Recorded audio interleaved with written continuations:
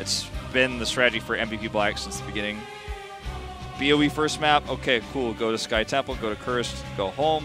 That's always the 3-0 mentality. BlossoM lost the first map, so had to bounce back with that Dragonshire pick that came in from Supernova, and then they've picked now the next 2 maps. Cursed Hollow, Hanzo going to be so impactful. You mentioned it already. Yeah, somewhere I would like to see some more Li Mings in these type of matchups. I think Li Ming is really dependent on what you said, like super high top tier teams, right, where they get resets. But it is not the same type of draft where we see Li Ming just banned or picked really high into the draft. Yeah, I mean, we saw it banned earlier in the middle of the draft, and it was a draft that we could have seen the Li Ming Ana, and then last game it was something we discussed, but we saw the false stat instead from BlossoM. So, you know, I mean, Li Ming, this is one of her better maps. She has a lot of free roam to kind of poke at the walls. She often becomes the off-laner on this map, depending on how the draft works. So just get that extra structural damage. The timing of level 10 on this map is more important than any other because of the double boss element. So probably be a Maiev ban once again. No, they straight banned the Deckard. Oh, okay. The first time they banned Deckard. There's been lots of Diablo, Genji, Maiev, and even Hammer. So a game without a Deckard should be interesting, and they do have the first ban. Wonder if they will actually choke it out with a support. Which can be a thing. Alex Raza is still really powerful on this map too.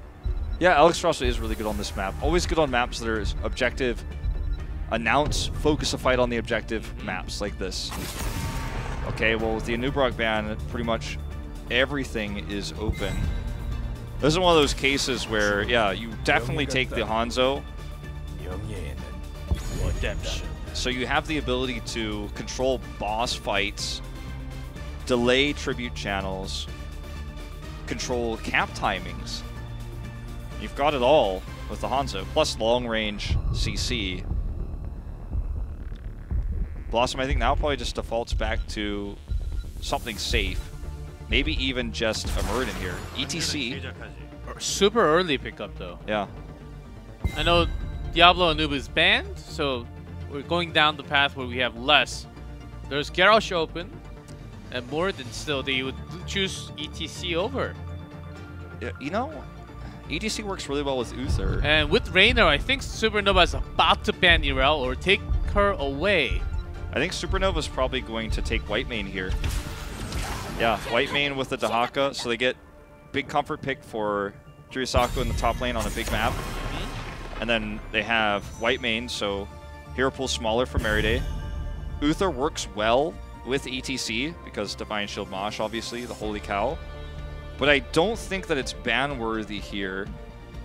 I think banning a Yrel is actually the right move. I was going to say Supernova, take one of the two and ban one of the other one, and then BlossoM, they would find themselves without an Yrel, without the Blaze, and Reynor was going to have a harder time, but they choose to go global instead.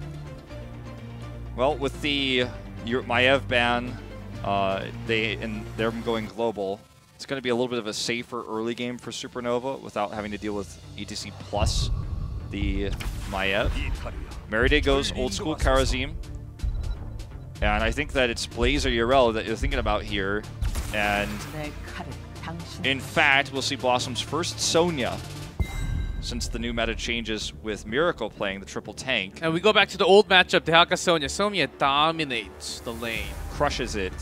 It's insane what Dehaka cannot do in that lane. So the old counter to Sonya dominated lanes was the Muradin pick. Muradin's available, safest tank left in the list with both Garrosh and a Nubrok banned. I think that's where we're going for gank potential in that top lane. And it'll be Li Ming. You mentioned it from the start. Li Ming is going to come in late in the draft, but there's a lot of potential for blow-ups on team fights on bosses that Supernova start with the Hanzo pick. Global presence as well. It's actually, which actually is better for Meride. He will be smiling. Karazim counters really hard on that backline DPS, Li Ming and Hanzo. Yeah, and also on frontline dive with 7-sided.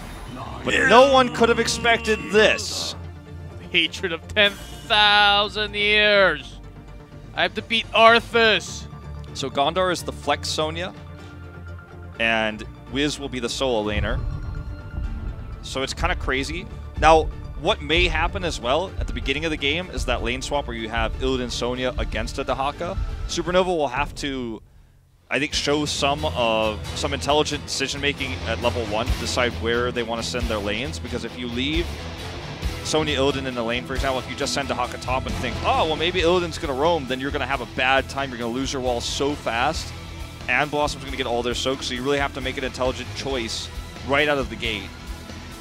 Surely did not think of this, but did play a few times. Once in the East Clash and once again. And I believe at least one of the two was in this map. They were kind of using Illidan as, okay, he's going Hatred, okay. And even with that... Well, he's the solo laner, so it makes sense. Even with that, he actually goes super early camps and make sure they have early camp control. Maybe they're considering about the double global with DTC stage dive even. That was my first thought with DTC on this map, is probably it's stage dive, but then again on Sky earlier I would have thought the same thing. And it did not come true, or not Sky, sorry, Infernal Shrines. Let's see how this works out. I mean, this is what I'm talking about, the level 1, where you have to predict this correctly or you get in big trouble. And they're sitting 4 mid, so they will have to rotate up very quickly. In the bot lane, Muradin versus Raynor as well. That's a horrible matchup for Muradin. Ooh, and Li Ming's going up there. Oh no, we're about to see. Yeah, they don't. Oh, actually, Gondor steps out. Kirisaku, Crosstalkers up the here. Spear misses. If that spear hits, that's a dead Dahaka. If they waited for no chat, that was going to be a kill. Yep. It's actually a huge win for Supernova because they committed all those resources. Modern Life's winning down here, but in the mid lane, it's a different story. Another thing to keep in mind with these comps is that, yes, Hanzo clears so fast, but not as fast as Illidan Sonya, and the presence that they have and their ability to rotate quickly on the map without losing out on wave clear, like when Hanzo rotates by himself, is insane. So BlossoM's control of the camps is amazing, and this is the map that has the most camps in the game. So, oh boy. Oh man, let's see the APM. 4,500s. Pretty high up there. Well, B-stepping, certainly a way to show confidence, but can backfire. You end up getting outclassed in the game. Wiz's win rate 1 in 3, meanwhile. Picked 4 times. 1 out of 50 of his games, approximately. It's a hero he's known for, though. His Thrall and his Illidan, iconic from back in the beginning of Heroes of the Storm. Not really used too many times anymore. Not even the Chinese team's using it.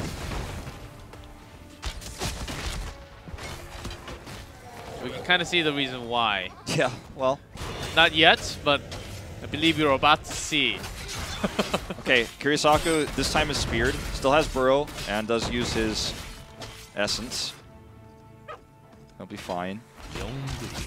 Now, bottom is the tribute location. So this is really good for Supernova because they have the global. What BlossoM probably should do is keep the pressure on the top lane like I was talking before. Remember, I mentioned this from the draft. Like, if you don't deal with this, this will do so much damage. And they've even sent Merida over here again. Now, the global is irrelevant. And they can have Muradin, but they can only delay. They can't really get a kill onto any one of these 3. Now, as long as Modern Life can buy time here, this is a huge win for BlossoM. And he almost gets the one-shot, no chat! Very close. It is, of course, the white main over there, so he's going to get healed back up just as fast as he was taken low. But if he buys time here, they get a free fort for this. And remember, the 10 timing is more important than anything else on this map. So the fort is more valuable than a tribute that won't necessarily even equal a curse later on. Yeah, because you will have the hunt. You will be pushing so far into the map. If you can have this early of a fort, that's going to be setting up for the late game for Illidan. think every time they use Illidan on this map, they get better. Especially early game where they were actually having a lot of trouble at first. But having control, grabbing ETC, secures them the early game power as well. Yeah. I mean, if you run the stage dive, there's so much you can do with this double global. Especially if you catch someone like Dahaka alone. He is so dead. Seven-sided comes on him. I guess there are not too many big threats against the Mosh Pit, so Mosh Pit will be okay as well. Illidan looking for a solo kill in the bot lane, meanwhile on Li Ming. Li Ming's fine though. So Alex starts the channel. Kind of will get the face melt, interrupt. Very safe at the moment. Gondor rotating up. Modern Life is the target, has his ability to heal, but he gets stunned. That's not used, as far as I can tell, his adrenaline rush yet, so he's holding on to that, going to use the healing well instead. There's no rotation on the bottom. Illidan was trying to gank onto Li Ming, and he misses his Q. So they get Curse Point, and BlossoM is, I hate to say it, not really far enough ahead to make a boss play yet. Even with the comp they have, which will kill a boss so fast. The next one's on the left. Yeah. Because it was mid, right, and we could see that on the map now. So they have to really engage, unless they will push all the way out and hit 10 all of a sudden, which will be a very hard one to pull out. I love the lol spray, by the way. LOL. Nice try. You're not getting 10. I think this is a great position for Supernova. They're about half a level behind, but the Curse will easily catch them up on that if they can take that fight. Now, they have to take that fight, but they're in a position to do so. Curse is on their side of the map. Meriday's caught. Oh, See, this is it, man. This is their start into this game. Meriday's dead. They're not, even though they can get 10, it will be a Curse working for the other team, Supernova. It looks like they're just going to take a boss instead, but the thing is, because of this tribute positioning, Supernova can take their boss too. And in fact, BlossoM's just taking Knights. I thought they were rotating for a boss play, but they are not. And they don't have vision of this boss move right now. They should know, but they don't have vision. 10's up, but too late, like you said. No one to hunt for Wiz. Well, no chat, I guess, but it's not going to be a kill. The rest of the team is right there. And Palm. Okay, different choices. And also, possibly Leap? So Curse boss, by the way, Supernova is going to take a massive lead from this. Unless that's going to be cancelled by Meriday just in time. Just in time, but the longer they try to delay this, the more value the boss is going to get. Illidan's doing his best to clear that ASAP. You know, ETC is marking the Haka 1-1. There's that stage dive and Brush Stalker one. They're going to join into teamfight anytime soon. It is Leap. So lots of combos here with globals and then the follow-up stun from the Leap. So they can actually manage boss and the top wave at the same time. They're not losing too much. They lost a little bit by losing the boss. Ooh, they ping Haben to let it go. And he certainly will. They're 2 up. So they didn't really have to risk by going in and pressuring and giving another chance to ETC and Illidan to join into one single target, which will be Hanzo or Li Ming. White Ming even? That's a lot of pressure. Illidan is so well designed for what he does because he has this ability to not only be a global, but push super hard. And ETC can push okay, but look how quickly Illidan comes up here, and now you can actually hunt someone who tries to contest him. Arrow's going to stun him, but it's only temporary here. They do not have Mosh Pit. Kirisaku's just going to walk on the boss, but he's alone. He gets the isolation. Palm is ignored. Does proc at the last second here, but Gondar super low. Hokono goes down here. Li Ming's resets are popping off, and Wiz, he tries to hunt away. He will hunt to a minion, but that's a second boss take here for Team Supernova. Wiz, he will heart back home, okay. That was a great decision by Supernova because they had no fort on top. The boss was going to go straight to the keep wall. And they don't really have the chance to actually go back because they were around them. And look at this, G-Clef, mid push, Curse, top push, boss, or mid and boss push plus Curse. There's too many things going on for Supernova for me to coherently articulate them to you guys. Oh, Haven's trying to go over the wall? Actually, he does He has not. Haymaker, so opportunities. Meriday's not as scary here because he doesn't have 7-sided, so you know that when he does jump on you as the main tank like Haven, you don't necessarily need the avatar. Speaking of Meriday, he's looking for a flank here onto the squishy backline, but I don't know if he's going to be able to do that alone. I hope he's hearthing. We don't have a real view on what he's doing. Real focus on Gondor, gets a kill. That's another one onto ETC, getting massive value with the skirts. They're going straight to the keep already with the destroyed wall. You have to just ignore the wall or the fort here because the keep is more important, and you're back here. No one can contest you. And then the bottom keep right after. They still have 20 seconds on the curse. And the mid fort goes down no matter what. You need to waste time on that. You're looking for the speed run here.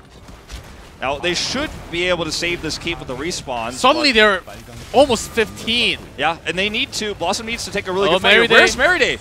Dashing away. Hunt comes in. Here's the stage dive. Now they're using the globals. The Scarlet Aegis giving everyone armor, though. They can't burst anyone. Perfect palm onto Wiz. But that's already going to be one death on the side of Supernova. It is traded back here. Reset for no chat. He's out of mana, though. Meriday going too deep. He's caught. He's killed by the scatter area here. Gondar all alone. He's going to heal for a while here with that whirlwind. No chat. No chat looks for a reset. Does not get it. Wiz onto fire. Gondar is going around. Hanzo still does a lot of damage, but has a mana. Isolation committed to here. Will they get the kill? They do. Now Bentham can help finish everybody off, and that is going to be a full team wipe, and that may just be game. The respawns are coming through already, though, so they'll get the keep and still the camp right after, maybe. But that was a lot of loss for BlossoM. But, I mean, I say game not because they can kill the core, but because there's 2 waves of catapult minions coming at them at 10 minutes into the game. They were already able to steal a boss and take a boss, and now it doesn't bode well for BlossoM going forward. They have 1 tribute. That is the only card in their very small hand of cards. They've got no other real advantages in this game. Which they can actually have a lot more in their tool, but it's just not connecting. Haymaker not really being the massive tool, even though he did pick it. He knew that he was not going to be the massive focus target from BlossoM. I think that's the real reason why he chose it. Because he has to peel, he has to be an extra source of peeling for his backline. Oh, look at this. Why was Raynor here alone? And BlossoM is just flubbing this really hard. And Supernova didn't even need that arrow. Right now, Bentham's like, oh god, I wish I didn't waste that. You get another boss. They don't even need to go for the tribute. They can push the core with this. There's a stage dive, a 4v5. Gondar is all alone up here. And he's dragged, and that's a kill on the ETC reset. Yeah, this is the end of the game. They go in for the boss contest because they know they're going to lose if they lose it. We're going to game 5, Wolf. We are indeed. Gondar does not have any sustain here. Does drop in the spear, tries to heal, but he goes down. And that is going to be it. We are going to another game 5 this week. Supernova versus BlossoM. Very well controlled. The power of Hanzo. Leeming resets. Modern Life going to use his movement speed to get back into the Hall of Storms, but the real story is the core is going to very rapidly go down. Respawn's coming through. ETC about to pop out, but no damage. Doesn't matter. No chat here. Making out the calls. Sighs of relief. Headsets off. Game 5 is where we're headed. Great game, great control by Supernova.